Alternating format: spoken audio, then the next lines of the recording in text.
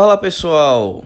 Hoje vamos responder aqui um questionário muito legal sobre saúde da mulher, né? Então fique aí ligado, acompanhando aí. Vamos ter muitas pessoas de fora participando desse vídeo. Deixe o seu like já, se inscreva no canal e vamos começar aqui, viu?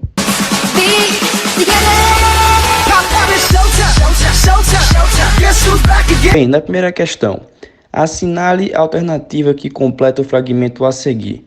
Pseudohermafrodita feminino externo é aquele que tem: letra A, ovários, mas apresenta padrão de cromatina sexual masculino nas células de descamação da mucosa oral.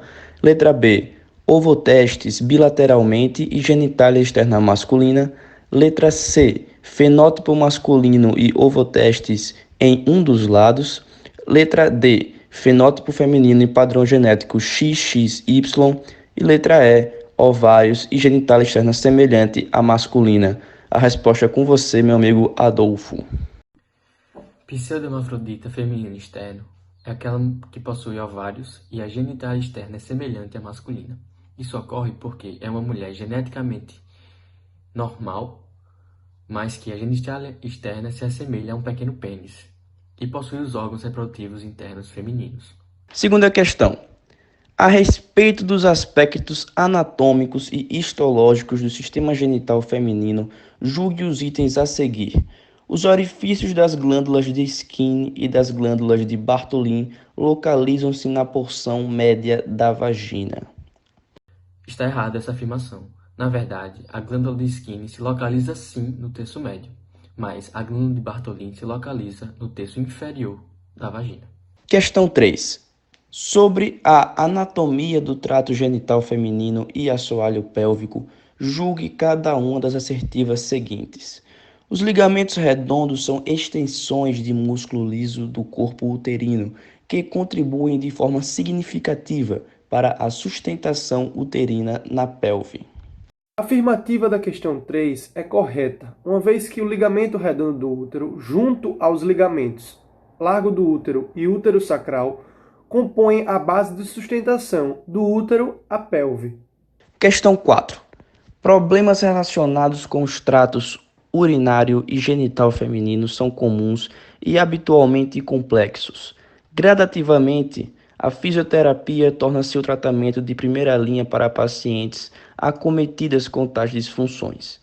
No que se refere a esse assunto, julgue o item subsecutivo. A disfunção da bexiga mais comum é a incontinência urinária, que pode ocorrer em qualquer tempo na vida da mulher, mas cuja incidência aumenta com a idade. A afirmativa da questão 4 também é correta, uma vez que existem estudos que comprovam que a força da musculatura da pelve vai diminuindo com o envelhecimento, como é exemplo da musculatura detrusora. Ela diminui e perde sua força. Consequentemente, a micção não consegue ser adiada, e com o envelhecimento, homens e mulheres tendem a desenvolver a incontinência urinária. Quinta questão.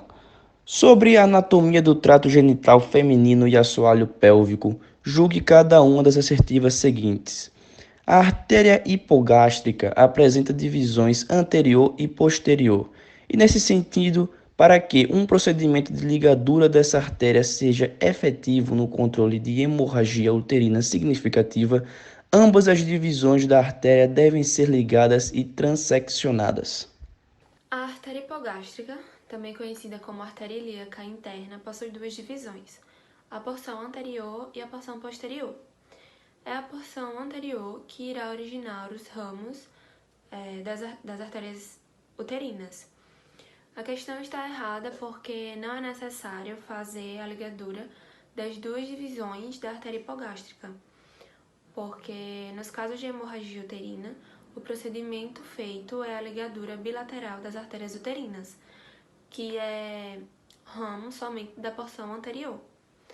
Já na outra questão, na sexta questão, um fator etiológico para a distopia genital seria a constipação crônica, porque a constipação crônica irá originar um aumento da pressão intraabdominal crônico, o que poderia ocasionar a protrusão de qualquer órgão pélvico para o canal vaginal ou para a região externa da vagina.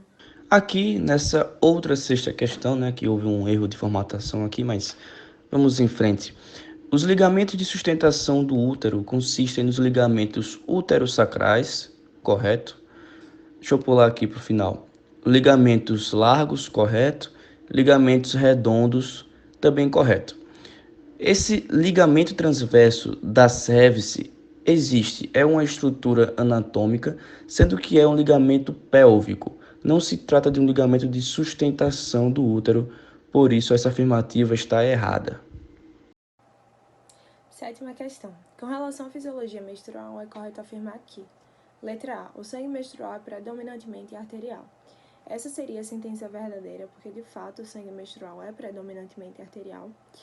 Apenas 25% da sua composição é de origem venosa. Letra B. O muco cervical obtido na fase lútea, espalhado em uma lâmina de vidro, apresenta padrão arborescente ou a famosa folha de samambaia.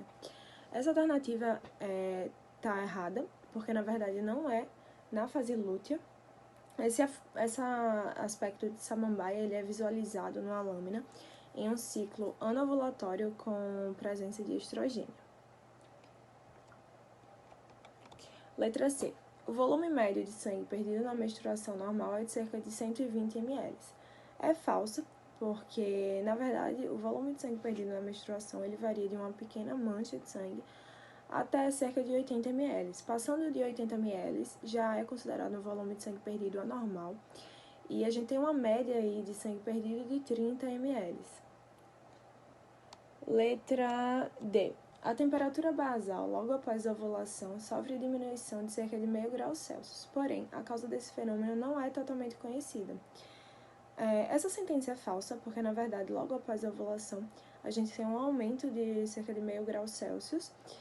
E tem uma causa conhecida, que é a secreção de progesterona, que é um hormônio termoigênico. Então, logo após a ovulação, a gente tem um aumento de cerca de 0,5 grau Celsius. E tem uma causa conhecida, que é a secreção de progesterona, que é um hormônio termoigênico. Então, devido a isso que existe esse aumento aí de temperatura. Letra E. As artérias espiraladas são responsáveis pela irrigação da camada basal do endométrio, que não descama durante a menstruação. De fato, essa camada basal ela não descama durante a menstruação, mas as artérias que irrigam essa camada basal não são as artérias espiraladas, e sim as artérias basais. As artérias espiraladas, elas na verdade irrigam a camada funcional do endométrio. Oitava questão.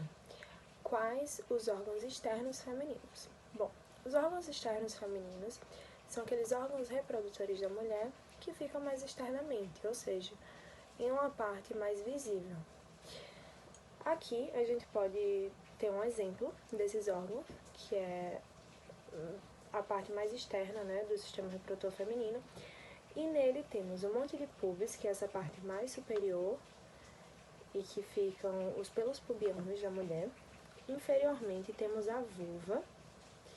Nessa vulva temos estruturas como, por exemplo, o clitóris, os grandes lábios, que fica mais aqui externamente, os pequenos lábios, que fica mais internamente, e outras estruturas também, como, por exemplo, o vestíbulo da vagina, que fica bem perto da abertura vaginal, e também o ósseo vaginal, que é a abertura propriamente dita. Questão 9. Quais estruturas estão localizadas no vestíbulo? No vestíbulo nós encontramos o ímen, quando presente, o ósteo externo da uretra, o ósteo vaginal e a abertura dos ductos das glândulas vestibulares. Questão 10. Quais os órgãos femininos internos? Os órgãos femininos internos são vagina, útero, ovário e tubas uterinas. Questão 11. Explique o que ocorre com o miométrio durante a gestação. O miométrio é a camada mais grossa do útero. Ele está entre o endométrio e o perimétrio. Durante a gestação, é necessário que ocorram algumas mudanças para que o corpo consiga suportar a gravidez. É preciso que haja um aumento no volume muscular, uma hipertrofia, um aumento do número de células, das fibras musculares lisas, que é a hiperplasia, e um aumento no calibre de veias e artérias. Questão 12. Em que região ocorre a fertilização do óvulo? A fecundação ocorre na região da ampola, na trompa uterina, e ela é permitida porque o ovário, mensalmente, produz o folículo e este eclode, liberando o ócito na trompa. Questão 13. Descreva a atuação do estrogênio e da progesterona no desenvolvimento das glândulas mamárias. As mamas começam a se desenvolver durante a puberdade, com o estímulo do estrogênio e dos ciclos menstruais femininos mensais. O estrogênio estimula o crescimento das glândulas mamárias e a deposição de gordura nas mamas, para dar massa a elas. Esse crescimento é ainda maior durante a gravidez, devido aos altos níveis de estrogênio no corpo. A ovogênese é o processo no qual ocorre a formação dos óvulos. É a criação dos gametas femininas a partir da meiose. Interrompendo os atendimentos aqui no consultório para responder a 15ª questão, que diz que pergunta o nome do processo que se dá da união dos núcleos do óvulo com o espermatozoide. É uma questão muito simples e a resposta certa é a fecundação, letra C. Na 16ª questão, nós temos uma imagem na qual diz que o número 2 corresponde ao cordão umbilical e a alternativa correta é a letra D, que diz que o número 5 corresponde ao embrião. Muito obrigado. Bom, gente, respondendo agora a 17ª questão, que diz o seguinte, o enunciado. O esquema a seguir representa, de modo simplificado, uma seção vertical de algumas estruturas do abdômen de uma mulher. No esquema a seguir, os órgãos dos sistemas reprodutores femininos são representados por... na letra A, na letra B e na letra C, a gente já corta direto porque ele diz que a bexiga faz parte do sistema reprodutor feminino. Então a gente já corta A, B e C.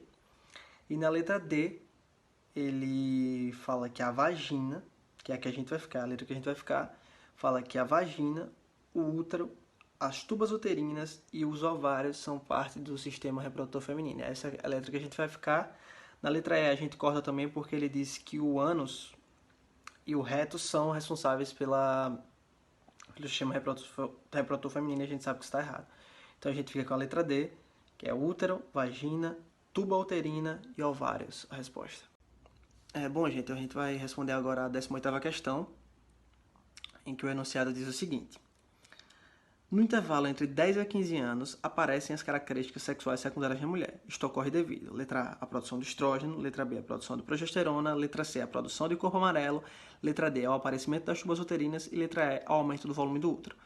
Bom, gente, a gente vai ficar com a alternativa A, onde diz que a produção do estrógeno é responsável, porque a gente sabe que esse hormônio ele promove essencialmente a proliferação e o crescimento de células específicas no corpo da mulher, que são responsáveis pelo desenvolvimento dessas características secundárias femininas. Ele é responsável pelo desenvolvimento da genitália, das tubas uterinas, do útero, e a gente sabe que esse hormônio, na infância, ele é secretado no corpo da mulher em quantidades bem basais, bem mínimas. E com o passar dos anos, com a chegada da puberdade, a secreção desse hormônio aumenta em quase 20 vezes.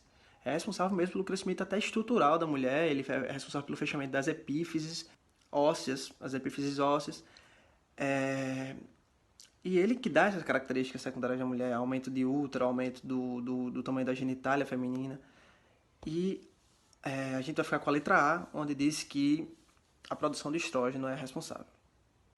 A 19ª questão vem falando dos revestimentos do útero. Eu gosto muito de pegar a etimologia da palavra, né? Você viu aí na alternativa, tem dizendo endométrio. Se nós formos pegar endo, que vem do grego, significa dentro. Então, assim, já poderíamos marcar endométrio logo de cara. Mas vale salientar que no útero tem 3 camadas. O endométrio, que como eu já disse, fica dentro. O miométrio, que vai ficar no meio.